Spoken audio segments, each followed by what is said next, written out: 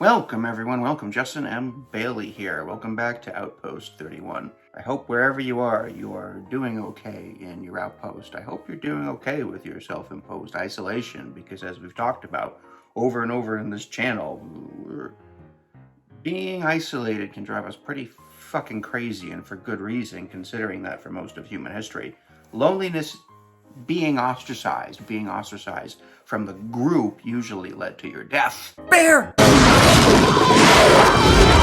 So it's there are pretty good reasons why this can drive a lot of us pretty goddamn batty, even with all the technological and Amazon Netflix advances we have at our disposal to help with it. I heard the other day that people are doing, what's it called, Zoop or something, some social media thing where everybody has like a digital party or something. Everybody's digitally watching movies together through some, I don't know, well, you should know how I feel about all that crap. I'm not a fan of any of that goddamn shit. I think if you're gonna be social, you should physically be social, and if you can't, the rest of it just seems like bullshit to me. But I'm pretty biased when it comes to stuff like that. And also, I think I've been a pretty big goddamn hypocrite this week. No, I didn't go back to drinking. Yeah, so hey, we got some club soda, but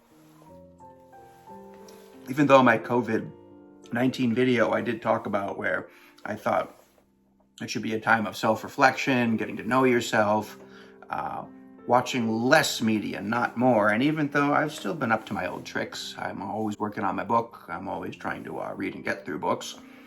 I failed miserably multiple times trying to make sourdough pizza and pancakes. Yeah, so same old stuff and lots of pinball.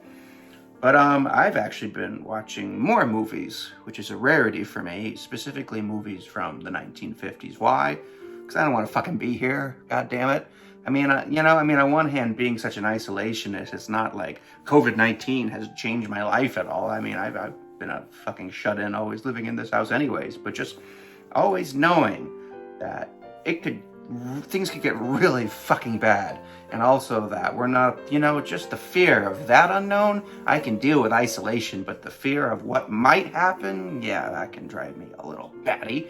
And watching some movies from the 1950s personally has helped me, because, well, you can't get as far away from what we're living now than the 1950s. World War II and the Depression just ended. I mean, few times in American history where things, at least compared to what preceded it and what was going to come, few times in American history were as hunky-dory as things were back then. And I'm looking for a little hunky-dory right now. I grew up in the 90s, goddammit, another fantastic era of nothing going on, just pure peace. Cold War was over. We had all the way till 2011 before the war on terror would happen, and then leading to the era of insanity we're living now. I mean, what were the worst problems going on in the 90s? A blowjob and the fact that some wealthy celebrity former football player got away with murdering his wife. Those were the big problems. Those are the big issues of the 90s. So yeah, since I've already seen most of the 90s movies, well, I haven't seen a good amount of the 50s movies. I've seen quite a few. 12 Angry Men is phenomenal. But no, I mean, I checked out... What did I check out? I finally saw the original Invasion of the Body Snatchers. That's a pretty good one. And also, I finally saw the original movie version of The Thing. The Thing from Outer Space, I believe is what they called it. And I saw the original The Thing. And I'm really glad I watched the original version of The Thing as far as 50s horror movies go. It's pretty good. I like how much they say holy cats all the time in that movie, since they can't say holy shit. But it doesn't come anywhere close to the 1980s version, where unlike the 50s version, they kept from the original novella the fact that this alien creature can take the shape of whatever it wants and make perfect copies. But the reason why I decided to finally check it out in the first place, not just because I wanted a 1950s escape from my situation, but also because when this whole thing started, this whole COVID-19 thing started to really break into the news, or at least when I first became aware of it, I saw this article on superherohype.com. I've been checking superherohype.com like 5 times a day at least since 2005, which coincidentally is also the year I first sat down to watch The Thing, where they mentioned this article where about, for some stupid reason, it seemed stupid to me at first, they were actually gonna remake The Thing, which just like, please just don't touch it. But then after I read further the reason why they're gonna remake it, I'm like, this sounds like the coolest, most fantastic, most insane idea ever, because what it's going to be based on is not the original novella from way back in 1938 called Who Goes There. It is going to be based off of the recently discovered extended version of Who Goes There called Frozen Hell. And the reason why this so titillated me, that's the perfect word for it, titillated, was, are you telling me that just like in the story, The Thing, you know, how these scientists unearthed this alien creature that had been buried beneath the ice for millions of years, this biographer, the guy who was writing this biography on the author of The Thing, he discovered this forgotten, buried beneath the snow original version of the story. And now not only do we get to finally read this extended version of the famous novella, but they're gonna make a movie out of it. And it's like, that sounds pretty fucking cool, right? And I never read the original. First of all, okay, all I was obsessed with was the movie by John Carpenter. I never saw the 1950s movie until recently, and I never sat down to read the novella. And so I haven't read the original one, but I got my grubby little hands on the newly discovered version, Frozen Hell. And it was like, first of all, it's such a cool novel. It's way ahead of its time. And also, it's just, what an insane story. That, like, it's just like the creature in the book, in the novella. It's like, this copy was unearthed. Like, if The Thing wasn't legendary before, now it really is. And the novel is phenomenal for a bunch of reasons. The novella, I should say.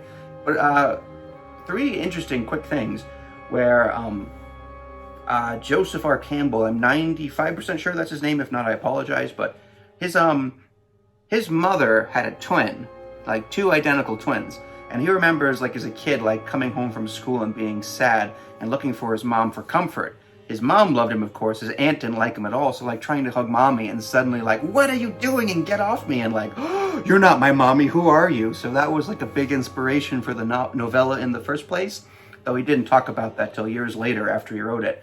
And also, his this novella was based a lot off of Admiral Byrd's explorations of Antarctica back in the 1930s. And the exploration of Antarctica back in the 1930s was a pretty big deal because way before we were ever going to the moon, Antarctica back then was the big unknown. And people even thought possibly that they would find dinosaurs there or just foreign life forms we've never seen before. So in the 1930s, though, we've all forgotten, that was like their outer space adventure back then. So it's so cool where in 1938, when he wrote his novella, he was very inspired by that. And unlike Admiral Byrd on his Antarctic expedition, they actually did find something pretty crazy. And first of all, and I actually picked up a copy of Admiral Byrd's adventures. The name of it is called Alone. And it's all about, well, first of all, The Thing has always been about isolation, but this his expedition was, if thoroughly, astronauts and Antarctic explorers, they really know what isolation and loneliness is about. So if I read it, I'll definitely share my thoughts on it. But yeah, so that was just so cool. And even though the situation so sucks, that just, for me, that just really inspired me and interested me. And if you've never seen the movie The Thing, or if you've never read the original novella Who Goes There, or the 1950s version where everybody says holy cats, or Frozen Hell, which is awesome, I recommend you check them out, if for any reason at all, because the themes of all of these stories, or just one story with many forms and shapes, just like the creature, they're themes about fear, isolation, paranoia, and infection. And even though right now this all royally sucks, and these are these are what we're going through every day, but technically even when this whole COVID-19 thing is over, these are themes we all have to deal with every single day. And if we didn't, these these stories wouldn't have the pertinence it has since 1938, since it was originally written. So that's what I've been up to. A lot of 1950s movies, a lot of burnt sourdough pizza, and lots of thinking about the movie The Thing and the novella Who Goes There and Frozen Hell, the many forms of the story of The Thing. So definitely check it out. For me, everything I feel we're going through right now, you can see it in the movies, The Thing and the novella Who Goes There and the new one, Frozen Hell. So hopefully when this all blows over in the least, there'll be a really fantastic movie out based on the original. So I'm Justin M. Bailey. Thank you very much.